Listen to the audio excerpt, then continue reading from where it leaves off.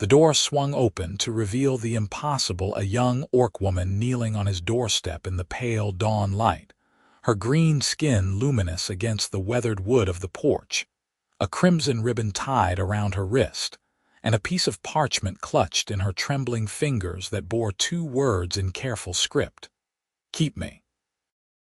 Colton Zimmerman froze, his hand still gripping the door handle, his mind struggling to reconcile what his eyes were telling him with any sort of reasonable explanation.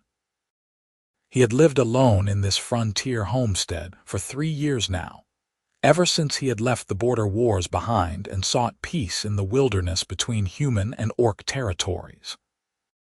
He had built this cabin with his own hands, cleared the fields, planted crops, and lived a quiet existence that asked nothing of the world except to be left in peace. Yet here was the world, or at least a very confusing piece of it, kneeling at his door.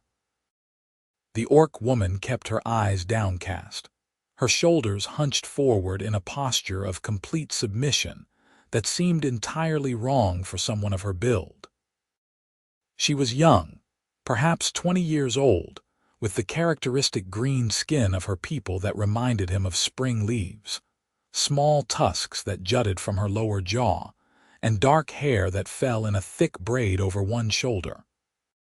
She wore simple traveling clothes, a tunic and trousers that had seen better days, and her feet were bare despite the morning chill. "Please," she whispered, her voice barely audible. "I have nowhere else to go." Colton's military training warred with his compassion. Orcs were the enemy, or at least they had been during the wars. He had seen what orc war parties could do, had lost friends to their blades and arrows. But he had also seen what human soldiers did to orc villages, had watched homes burn and heard screams that haunted his dreams. That was why he had left, why he had chosen this isolated piece of land where he would not have to choose sides anymore. "What is this?" he asked finally, gesturing at the ribbon and the note. She raised her eyes then, and he saw they were a rich amber color, bright with unshed tears. "I am Fenna Grishka. My clan has cast me out. I have been walking for 5 days with no food and little water. Yesterday I collapsed near your southern field, and when I woke, I saw your cabin. I saw smoke from your chimney and knew someone kind might live here, someone who would waste firewood to keep warm when they could simply endure the cold. I thought perhaps that person might have mercy on one more lost thing. So you decided to present yourself like a stray dog." Colton could not keep the edge from his voice. Fenna flinched but did not look away. "I decided to offer myself as I am. I have no money, no possessions except the clothes I wear. I can work. I am strong. I can help with your fields, with your animals if you have any, with whatever you need. I ask only for shelter and food enough to survive. The ribbon," she held up her wrist, "is a tradition among my people. When one is cast out, they may bind themselves to another if that person will accept them. It is a promise that I will serve faithfully, that I will not bring harm to your home." Colton ran a hand through his sandy hair, his mind racing. This was madness. Taking in an orc woman would be complicated at best, dangerous at worst. If anyone from the nearby human settlement discovered her presence, there would be trouble. The border wars might have ended officially, but prejudice and hatred ran deep on both sides. Yet as he looked at her, at the desperate hope in her eyes and the way her hands shook as she held out that note, he found he could not simply close the door. He had been exactly where she was 3 years ago, lost, broken, desperate for a place where he could simply exist without being defined by violence. "Why were you cast out?" he asked. Her expression grew pained. "I spoke against the clan elders. We were planning a raid on a human village, a small one with families and children. I said it was wrong, that the wars were over and we should honor the peace. The elders said I was weak, that I had a human heart in an orc body. They gave me a choice: join the raid or leave forever. I left." Something in Colton's chest tightened. She had given up everything for principle, for mercy toward people who were not even her own kind. How could he offer her less than she had been willing to give? "Get up," he said quietly. "Come inside. We will figure this out." Fenna's eyes widened, and for a moment she seemed unable to move. Then she rose slowly, unsteadily, and Colton realized just how weak she truly was. He reached out instinctively to steady her, and she startled at his touch before accepting it. Her skin was cool beneath his palm, and he could feel the boniness of her arm through her sleeve. He guided her inside, closing the door behind them. The cabin was simple but comfortable, a single large room with a fireplace, a bed in one corner, a table with 2 chairs and shelves lined with supplies. It was not much, but it was home. "Sit," he instructed, pulling out one of the chairs. Fenna sat carefully, as though afraid the furniture might collapse beneath her. Colton moved to the fireplace, where a pot of porridge still hung over the coals from his breakfast. He ladled some into a bowl and placed it in front of her with a spoon. She stared at the food as though it might vanish if she blinked. "I cannot pay you. I did not ask for payment. Eat before you fall over." Fenna ate slowly at first, then with increasing hunger, though she maintained careful control and did not wolf down the food despite her obvious starvation. Colton watched her, noting the way she kept glancing at him nervously, the way her shoulders remained tense as though she expected him to strike her at any moment. When she had finished, he refilled the bowl without comment. This time she ate more slowly and some color began to return to her cheeks. "Thank you," she said when she was done. "I have not eaten in 3 days. You said you were cast out 5 days ago. The first 2 days I still had some dried meat. It ran out quickly." She looked down at her hands, which were calloused and scarred from hard work. "I am grateful for your kindness, Colton Zimmerman." He blinked. "How do you know my name? It is carved above your door. I saw it when I was waiting." He had forgotten about that detail, the small indulgence he had allowed himself when building the cabin, carving his name into the wooden lintel as a declaration that this place was his. "Right. Well, Fenna, was it?" "Fenna Grishka, yes. We need to establish some things. First, I live alone here. This is a 1-room cabin, which means privacy is limited. I will give you the bed and I will sleep near the fire. Second, I do not know what your clan traditions are, but here you are not a servant. If you stay, it will be as someone helping to share the work, not as property. Third, this situation is temporary until we figure out something better." "Agreed." Fenna nodded slowly, though confusion flickered across her face. "You would give me your bed, but you are the master of this house." "I am not your master. I am just a man trying to do the right thing. Now you look exhausted. Rest. We can talk more when you have slept." She rose unsteadily, and this time when she swayed, Colton caught her elbow and guided her to the bed. Fenna lay down carefully on top of the blankets, still fully clothed, and her eyes were already closing before her head touched the pillow. Within moments, she was deeply asleep, her breathing slow and even. Colton stood looking down at her for a long moment, wondering what exactly he had just agreed to. Then he shook his head, grabbed his coat, and headed outside to tend to his morning chores. The chickens needed feeding, the garden needed weeding, and he had firewood to chop.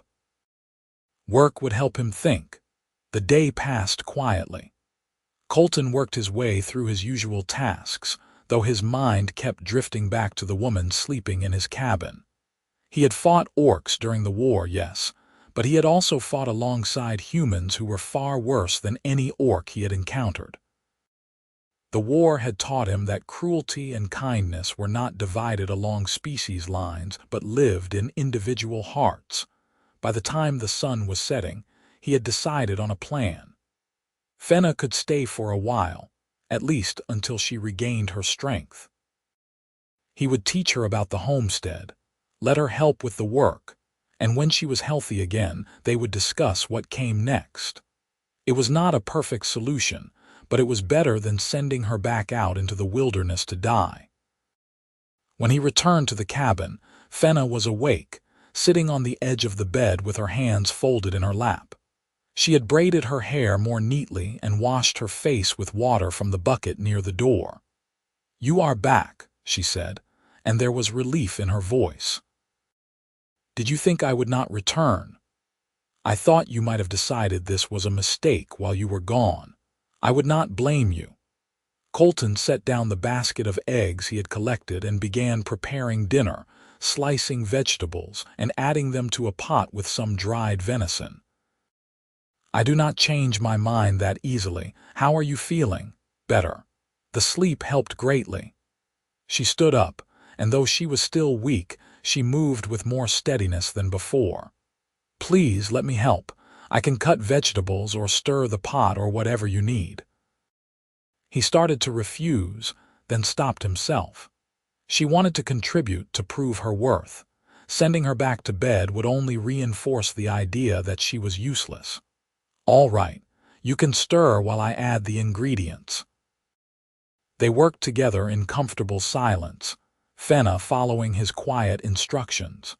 She was competent in the kitchen, her movements efficient despite her lingering exhaustion. When the stew was ready, they sat together at the table and ate. The meal was simple but filling, and Colton found himself studying his unexpected guest in the firelight. "Tell me about yourself," he said.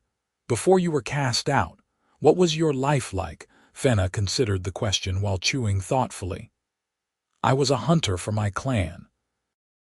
I tracked game, brought in meat, taught the younger ones how to move through the forest without sound. It was a good life, mostly. But I always felt different from the others. They sang songs about our victories in battle, about the humans we had killed, and I could not join in.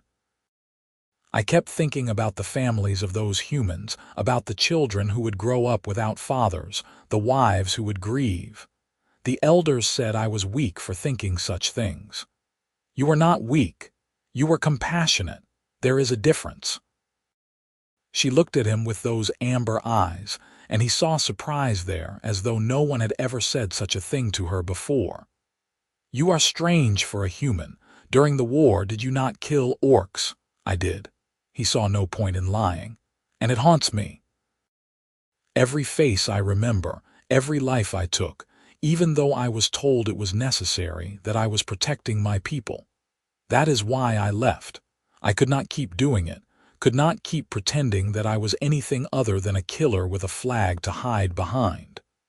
So we are both outcasts then. People without homes, maybe, or maybe we are just people trying to find a better way." He pushed back from the table. "You should rest more. Tomorrow will be a full day if you are feeling up to it. I could use help with the garden." "I will be ready." True to her word, Fenna was awake before dawn the next morning, dressed and waiting by the door when Colton emerged from his makeshift bed near the fireplace. The ribbon was still tied around her wrist, a crimson reminder of her pledge. He found it bothered him, that symbol of her binding herself to him, but he said nothing. They worked together through the morning, weeding the garden rows and harvesting vegetables that were ready. Fenna proved herself capable and tireless, though Colton made sure she took frequent breaks and drank plenty of water. As they worked, they talked, sharing small pieces of their lives and histories. He learned that she was 22 years old, that her mother had died when she was young, and that her father had been killed in a border skirmish 2 years earlier. She had no siblings, no close family left in the clan. Being cast out had left her utterly alone. She learned that he was 28, that he had grown up on a farm before being conscripted into the border army, and that he had spent 4 years fighting before he could no longer stomach it. He had used his military pay to buy this land, had spent 3 years building a life of peace. As the days passed, they fell into a rhythm. Fenna's strength returned quickly with regular meals and rest, and she proved herself invaluable around the homestead. She was particularly skilled at hunting, disappearing into the forest early in the morning and returning with rabbits or wild fowl. She taught Colton how to read animal signs he had never noticed, how to move silently through undergrowth, how to make snares that left no trace.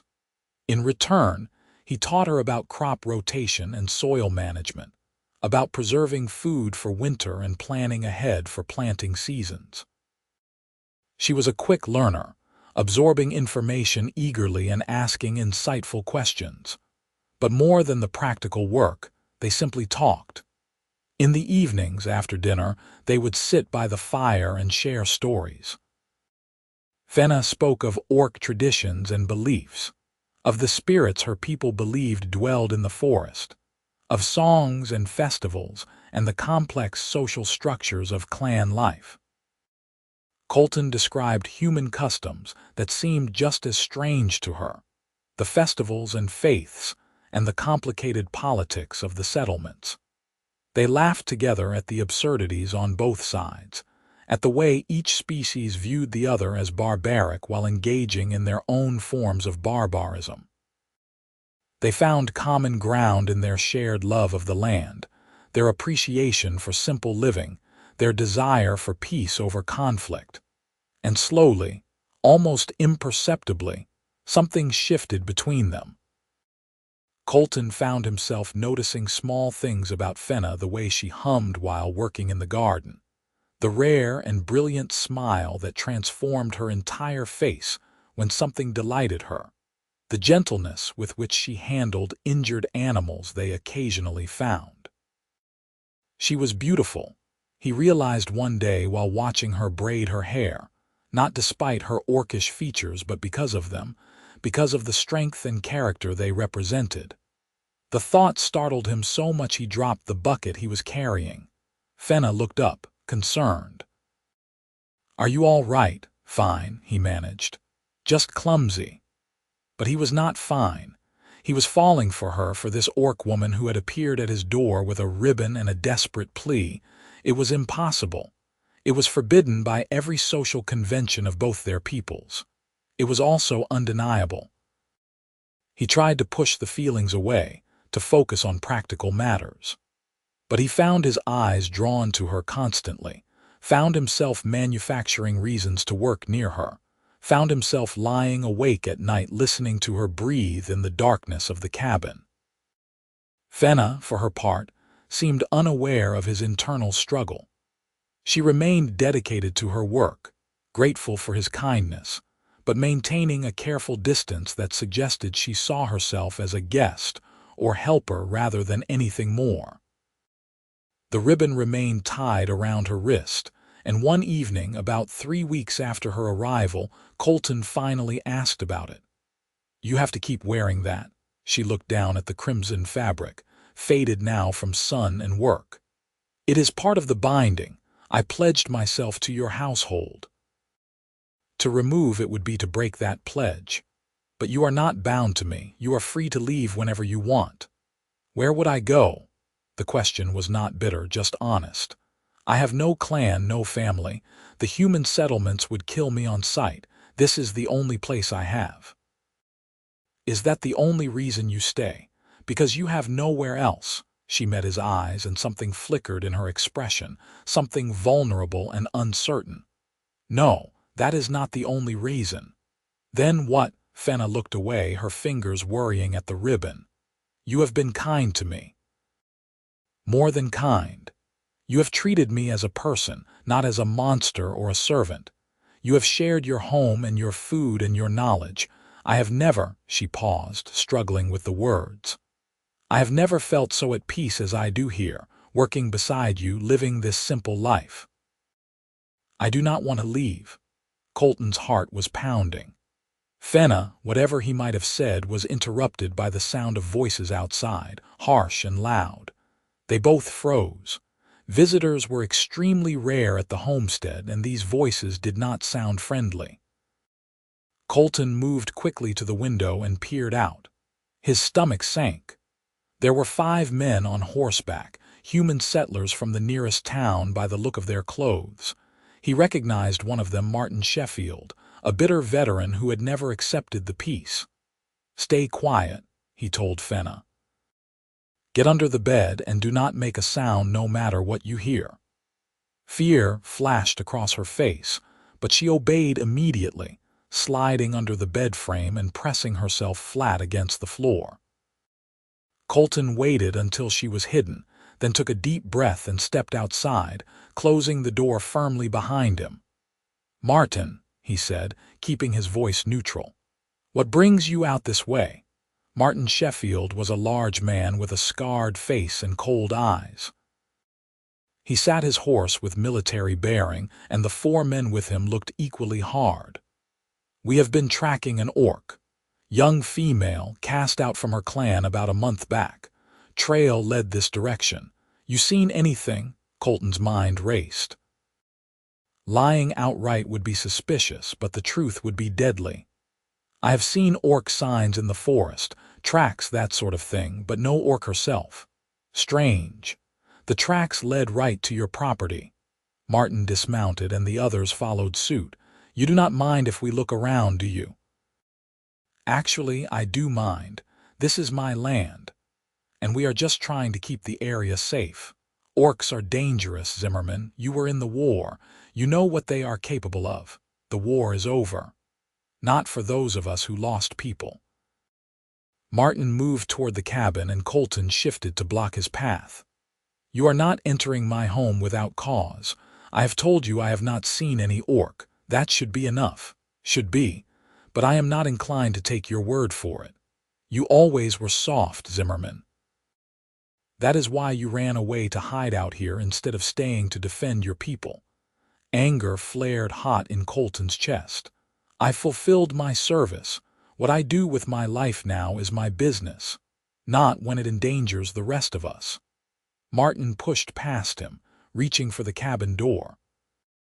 Colton grabbed his arm, and suddenly one of the other men had drawn a knife. "Let him look," the man growled. "Unless you have something to hide." Colton's military training assessed the situation instantly. 5 armed men against 1 unarmed. He could probably take 2 of them before they overpowered him, but that would leave Fenna undefended. He needed to defuse this without violence. "Fine," he said, releasing Martin's arm and stepping back. "Look, you will not find anything." Martin grinned unpleasantly and opened the cabin door. Colton held his breath, praying that Fenna would stay hidden and silent. The men filed inside, and he was forced to follow, watching as they poked through his belongings, checked behind furniture, even looked in the storage chest. One of them bent down to peer under the bed, and Colton's hand moved instinctively to the knife at his belt. But the man just glanced underneath and straightened up. "Nothing here. Check the barn," Martin ordered. 2 men headed outside while Martin continued to search the cabin, overturning blankets and shoving aside pots. It was petty cruelty, making a mess just to assert dominance. Finally, after what felt like an eternity, the searchers regrouped outside. "No sign of her anywhere, Martin." "Maybe she moved on." Martin stood in the doorway, staring hard at Colton. "If I find out you have been harboring an orc, there will be consequences. The settlement does not take kindly to traitors." "Good thing I have nothing to hide, then." The men mounted their horses, though Martin lingered. "You should come back to town, Zimmerman. Living out here alone is not natural. Man needs community, needs his own kind around him." "I am fine where I am. Suit yourself, but do not say I did not warn you." With that, Martin and his group rode off, their horses kicking up dust on the path. Colton waited until they were completely out of sight before rushing back inside. "Fenna, they are gone." There was no response, and panic seized him. He dropped to his knees beside the bed. "Fenna," she crawled out slowly, her face pale and her whole body shaking. They were so close. If he had looked more carefully, but he did not. "You are safe." He reached out without thinking and pulled her into his arms. She stiffened for a moment, then melted against him, her arms coming up to clutch at his shirt. "I am sorry," she whispered. "I have brought danger to your home. This is not your fault. Martin has always been a bitter fool. But he is right that I am a risk to you. If they discover I am here, you could be killed or exiled from your own kind. Then we will be careful." He pulled back slightly to look at her face and found tears sliding down her green cheeks. Acting on pure instinct, he reached up and wiped them away with his thumb. "I am not sending you away, Fenna. I promise to keep you, remember. Your note said as much. That was just a desperate plea." "I did not expect, I never imagined." She closed her eyes and more tears escaped. "Why are you being so kind to me? I am just an orc. I am nothing." "You are not nothing." The words came out fierce, almost angry. "You are brave and skilled and compassionate. You gave up everything for your principles. You have worked harder than anyone I have ever known to prove your worth, even though you never needed to prove anything. You are—" He stopped, the words catching in his throat. "I am what?" She opened her eyes, and they were burning with an intensity that made his breath catch. "You are everything." The confession escaped before he could stop it. "You are everything, Fenna, and I have been trying not to admit it because it is impossible and forbidden and makes no sense, but I cannot keep lying to myself. I have fallen for you, completely, hopelessly." She stared at him, shock written across every feature. "Colton, you do not have to say anything. I know this changes nothing. I know you probably do not feel the same way, and that is fine. But I needed you to know that I am not keeping you here out of pity or charity. I am keeping you here because I cannot imagine this place without you anymore. Because you have become necessary to me in a way I never expected. You foolish, wonderful man." Her voice broke on the words. "Do you truly think I feel nothing for you? I have been fighting my own heart for weeks, telling myself that what I felt was just gratitude, just relief at being safe. But it is more than that, so much more. You are the first person who has ever seen me as I am and not turned away. You have given me not just shelter but a home, not just kindness but respect. And yes, I have fallen for you too, even though I knew it was hopeless." "Why hopeless?" "Because you are human and I am orc. Because the world will not accept us. Because loving you could get you killed. I have faced death before. I am not afraid of it, but I am afraid." Her hands fisted in his shirt. "I am terrified of being the reason you suffer, of bringing harm to you because of what I am." Colton cupped her face in his hands, forcing her to meet his eyes. "Listen to me. Whatever comes, we will face it together. I am not afraid of what people think. I am only afraid of losing you. You cannot lose me. I am bound to you, remember." She touched the ribbon on her wrist. "This pledge was not just a tradition. It was a hope. A foolish, desperate hope that maybe you would want me as more than just a worker or a guest. I want you as everything," he said, and then he kissed her. The kiss was gentle at first, tentative, as though they were both afraid the other would pull away. But when neither did, when Fenna's arms came up around his neck and she pressed closer, the kiss deepened into something urgent and real and absolutely right. When they finally broke apart, both breathing hard, Fenna was crying again, but this time she was smiling too. "This is madness. Probably. Do you care?" "Not even a little bit." They held each other in the firelight, the rest of the world forgotten, and for the first time since her arrival, Fenna truly relaxed. The fear and tension that had lived in her shoulders melted away, replaced by something soft and vulnerable and infinitely precious.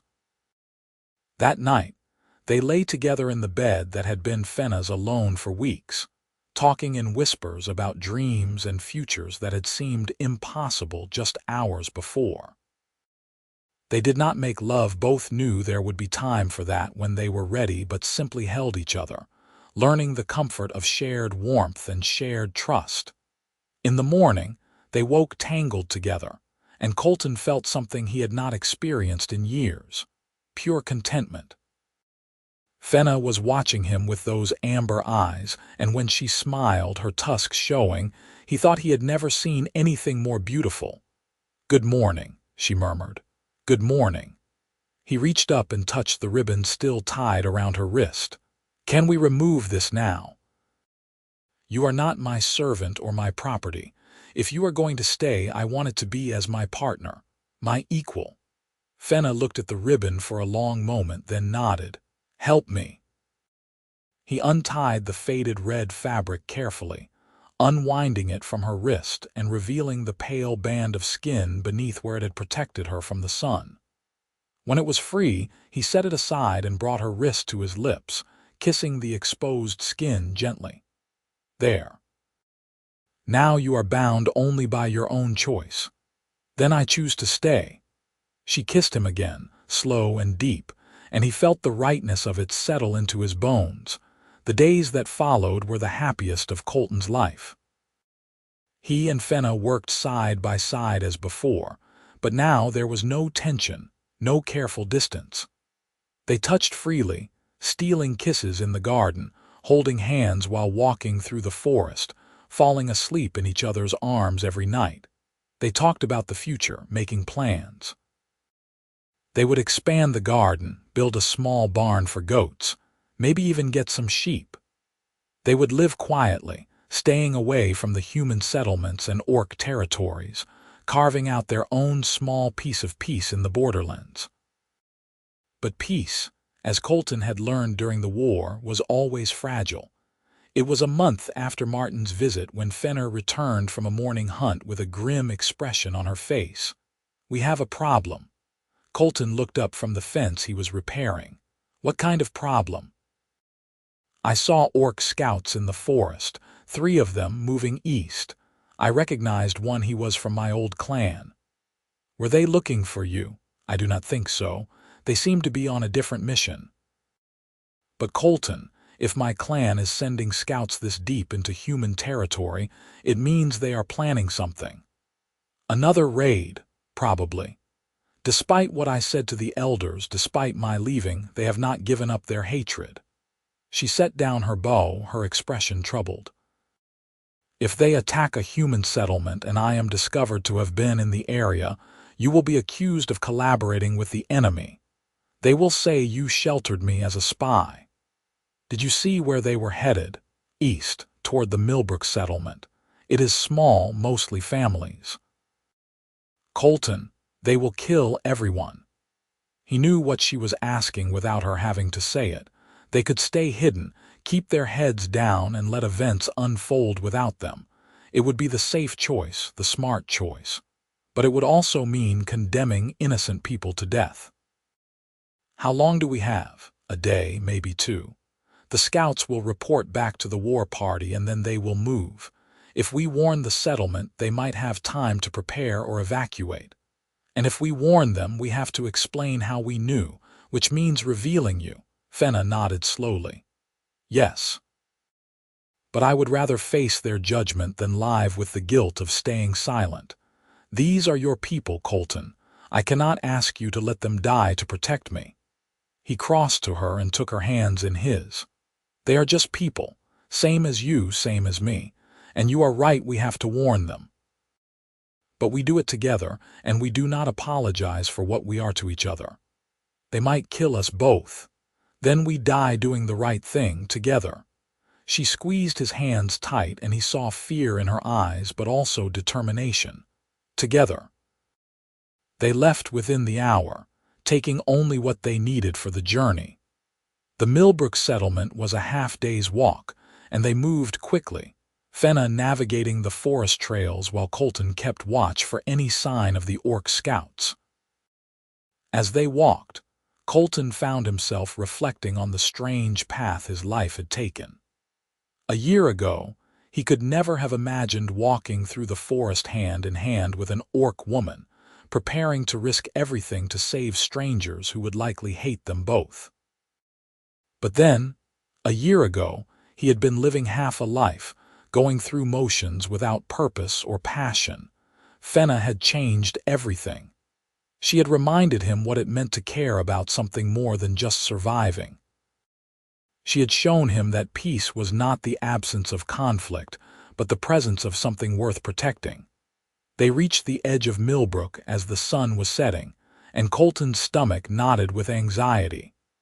The settlement was small, maybe 20 buildings clustered around a central square. Smoke rose from chimneys, and he could hear the sounds of daily life, voices calling, hammers ringing, children laughing, normal life about to be shattered. "Stay close to me," he told Fenna. "Let me talk first." They walked into the square together, and almost immediately conversation stopped. People stared, and Colton watched the progression of emotions on their faces: surprise, confusion, then growing anger and fear. A man stepped forward, older and gray-bearded, with the bearing of a leader. "Colton Zimmerman, I heard you were living out in the borderlands.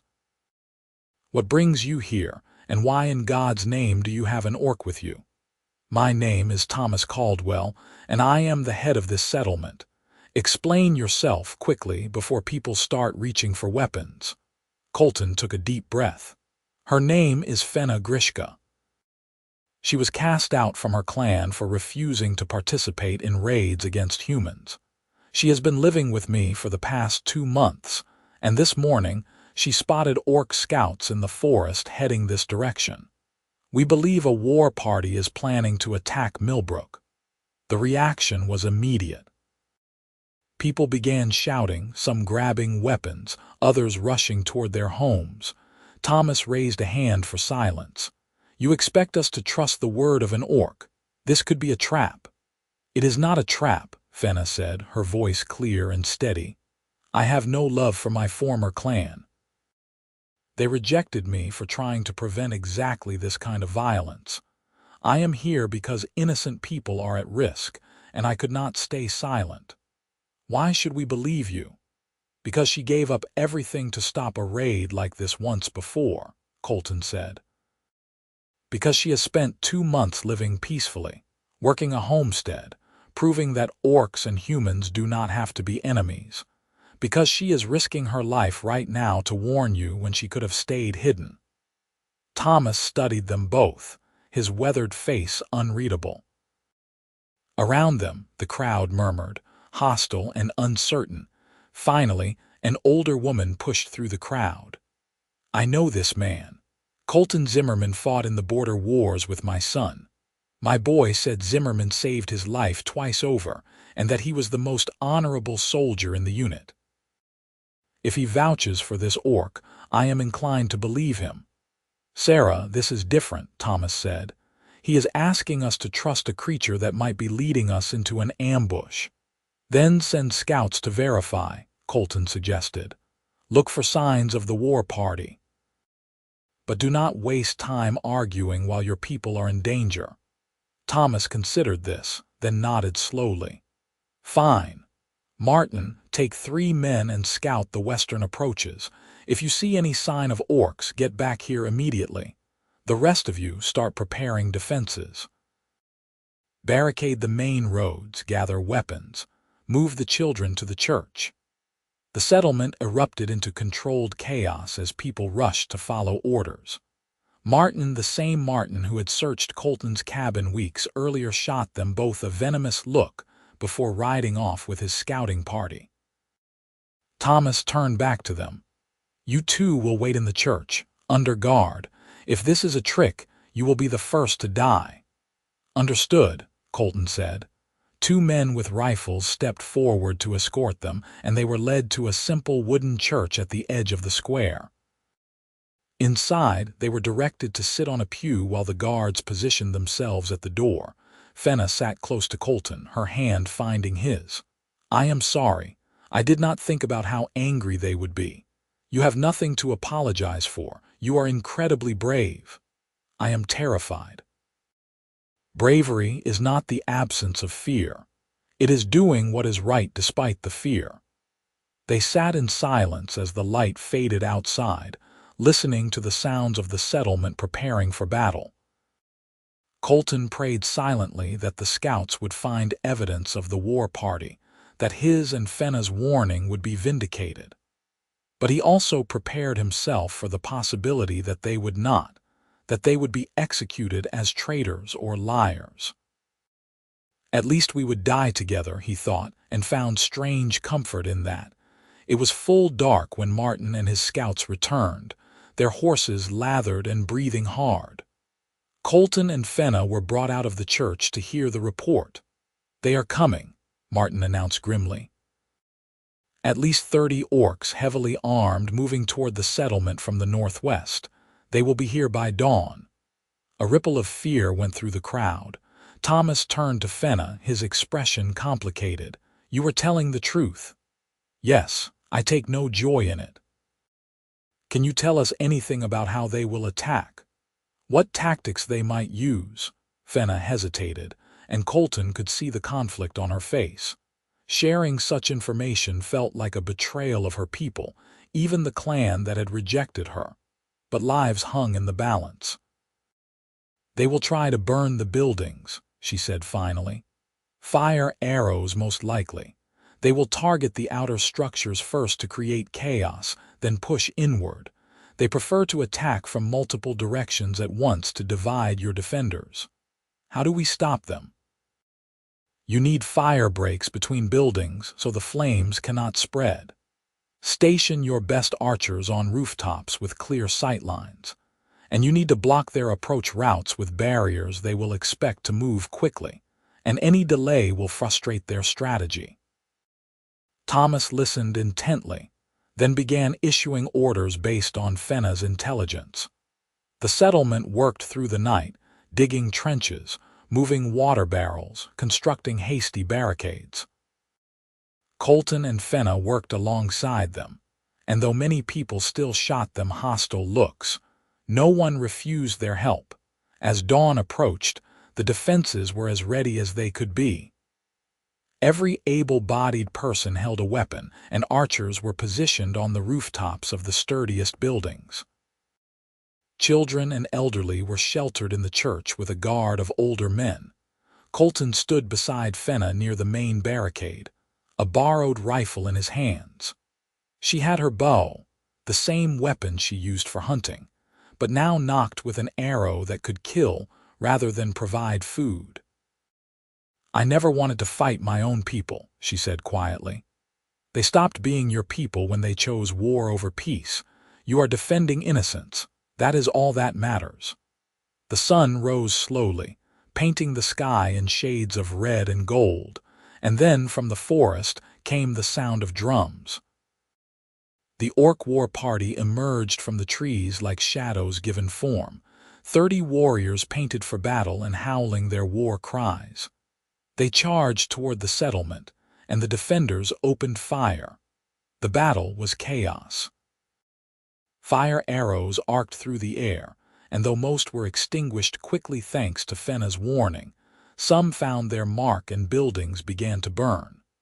Orcs slammed against the barricades while defenders fired down from above. The air filled with smoke and screams and the clash of weapons. Colton fought mechanically, his old military training taking over. He fired, reloaded, fired again, each shot aimed to wound rather than kill.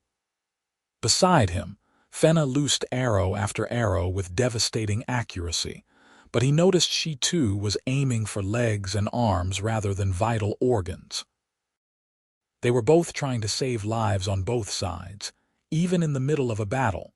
The fighting raged for hours. The orcs, finding their initial assault stymied by the prepared defenses, regrouped and tried different approaches. But each time, Fenna called out warnings, predicting their tactics and allowing the defenders to reposition. Finally, as the sun reached its zenith, a horn sounded from the orc lines, the signal for retreat. The war party pulled back, carrying their wounded and leaving behind several dead. The defenders cheered, but the sound was ragged and exhausted. Colton lowered his rifle, his arms shaking from fatigue. Beside him, Fenna had collapsed to her knees, tears streaming down her face as she stared at the bodies of her former clan mates. "I killed them," she whispered. "I helped kill my own people." He knelt beside her and pulled her against his chest. "You saved lives, both orc and human. Some of those warriors survived because you aimed to wound, and many more people in this settlement are alive because of your warning. But at what cost?" "I am a traitor to my kind." "You are a hero," said a voice above them. They looked up to find Thomas Caldwell standing there, his face grim but his eyes soft. "We would all be dead without you, girl. You saved this entire settlement." Fenna shook her head, unable to speak. Other villagers were gathering now, and Colton tensed, preparing to defend her if needed. But instead of hostility, he saw something else in their faces: respect, grudging but real. Sarah, the woman who had spoken up for him earlier, stepped forward. "You fought for us." "An orc fought to protect humans. I never thought I would see such a thing." "I fought for what was right," Fenna managed. "I fought for peace. And that is why," Thomas said slowly, "I am offering you both sanctuary here if you want it. We could use your knowledge, your skills. And after today, I think we have learned that the old prejudices might not serve us as well as we thought."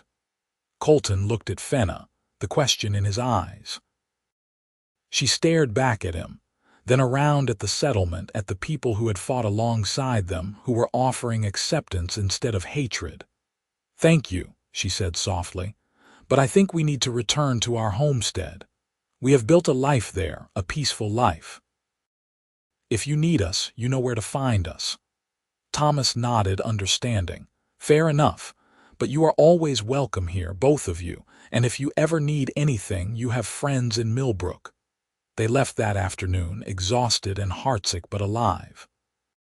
The walk back to the homestead felt longer than the journey out, and they both moved in silence, processing all that had happened. When they finally reached the cabin, stepping inside to the familiar warmth and quiet, Fenna broke down completely. Colton held her while she sobbed, grieving for the people she had helped kill, for the final severing of ties to her clan, for the violence that had forced her to choose sides. "I am here," he murmured into her hair. "I am here and I am not leaving. We will get through this together." "Promise me," she said between sobs. "Promise me that we will never have to fight again, that we can just live our quiet life in peace." "I promise to do everything in my power to make that happen." They held each other through the night, finding comfort in shared warmth and whispered reassurances. In the morning, they would return to their routine, tending the garden, hunting in the forest, maintaining the homestead. But something fundamental had shifted. They were no longer just an orc and a human living together in secret. They were partners who had faced battle together, who had chosen peace together, and who had proven that love could bridge even the deepest divides. Over the following weeks, life slowly returned to normal. The garden flourished under their care, and Fenna's hunting kept them well supplied with meat. Visitors from Millbrook occasionally stopped by, bringing gifts or trading goods, and though it was strange at first, Colton found he appreciated the connection to a wider community. One evening, about 2 months after the battle, Colton was working on repairs to the roof when Fenna called up to him. "Come down here. I have something to show you." He climbed down to find her holding a small bundle of fabric. When she unfolded it, he saw it was the red ribbon she had worn when she first arrived. "I have been thinking," she said, "about what this ribbon meant. When I gave it to you, it was a symbol of desperation, of me binding myself to you because I had no other choice. But I want to give it to you again now, as a symbol of something different." "What do you mean?" She took his hand and carefully tied the ribbon around his wrist instead of her own. "Among my people, when someone offers their ribbon to another and that person accepts it, it is a pledge. A promise of partnership. I am giving this to you freely, Colton Zimmerman, not because I have nowhere else to go, but because I choose you, because I want to spend my life with you. Will you accept?" Colton stared at the ribbon on his wrist, at the faded red fabric that had once represented her desperation and now represented her love. His throat tightened with emotion. "I accept," he said roughly, "but I want to give you something in return." He went inside and rummaged in his belongings until he found what he was looking for, a small wooden box containing his mother's ring. It was simple silver, worn smooth with age. He returned to Fenna and held out the ring. "This was my mother's. She gave it to me before she died and told me to give it to the woman I wanted to spend my life with. I know it is not an orc tradition, but I want you to have it. I want you to be my wife, Fenna. In whatever way we can make that happen, with whatever ceremonies we can cobble together from our two peoples. Will you marry me?" Fenna's eyes filled with tears, but she was smiling. "Yes, yes, I will marry you." He slipped the ring onto her finger and she held up her hand, marveling at it. Then she threw her arms around his neck and kissed him deeply, and he lifted her off her feet and spun her around, both of them laughing with pure joy. They were married a month later in a ceremony that combined elements of both human and orc traditions. Thomas Caldwell came from Millbrook to officiate, along with Sarah and a dozen other settlers who had come to accept the strange couple. Fenna taught them an orc bonding ritual that involved binding their hands together with intertwined vines, symbolizing two lives growing as one. Colton recited the human marriage vows, promising to love and cherish her all his days. Fenna responded with the orc pledge, vowing to stand beside him through all hunts and all seasons, to share his burdens and his joys. When they were pronounced married, the small gathering cheered, and Colton kissed his wife, with all the love and wonder he felt. Fenna kissed him back just as fiercely, her tusks pressing gently against his face in a way that had become as familiar and dear to him as his own heartbeat. That night, they consummated their marriage in the cabin that had become their true home, discovering each other with tenderness and passion, learning the language of each other's bodies and hearts. It was beautiful and awkward and perfect, just like everything else about their relationship. In the months that followed, their homestead flourished. Word spread about the human and orc who had married, and while many people were scandalized, others were intrigued. A few more couples, human and orc, sought them out, asking for advice and finding hope in their example. Slowly, painfully, the borderlands began to change. Old hatreds did not disappear overnight, but small acts of courage and love chipped away at them. Fenna and Colton became symbols of what was possible, proof that peace could be built one relationship at a time. They never forgot the cost of that peace, the battles they had fought, and the difficult choices they had made. But they also never forgot the joy of waking up beside each other every morning, of working side by side in the garden, of sitting by the fire in the evening and talking about everything and nothing. One spring morning, about a year after their marriage, Fenna woke Colton with an expression that was both nervous and excited. "I have news," she said. "What kind of news?" "The kind that will change everything. Colton, I am pregnant." For a moment he could only stare, his mind trying to process this impossible, wonderful information. Then he was pulling her into his arms, holding her tight while joy exploded through his chest. "We are going to be parents." "Yes.